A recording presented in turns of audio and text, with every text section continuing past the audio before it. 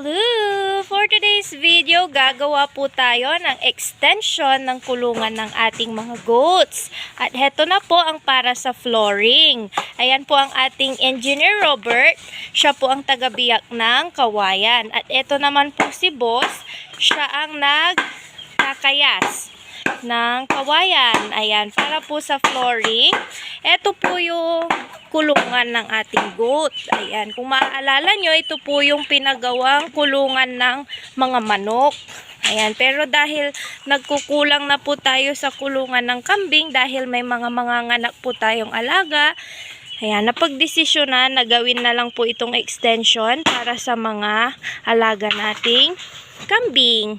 Ayan, balik naman po tayo dito. Ganito po ang pagdidiyak ng kawayan. Ayan, ito ang perfect na pag magpapagawa kayo ng kulungan nyo, kunin nyo to, si engineer. Ayan, at this moment po, nilalagyan po ng tanda.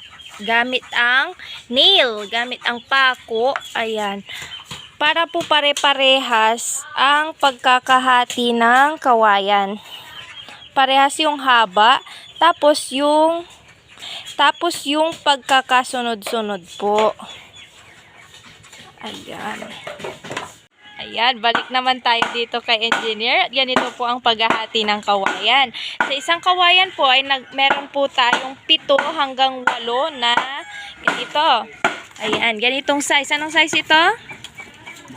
Basta tansya na lang. Ayan, so meron tayong 7 hanggang 8. Depende po sa taba ng kawayan natin. Ayan. So, hahati-hatiin niya ng nasa 7 hanggang 8.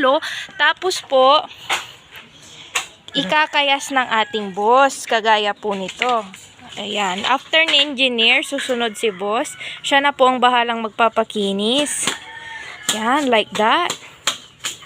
At ito na po ang kanyang mga finished product.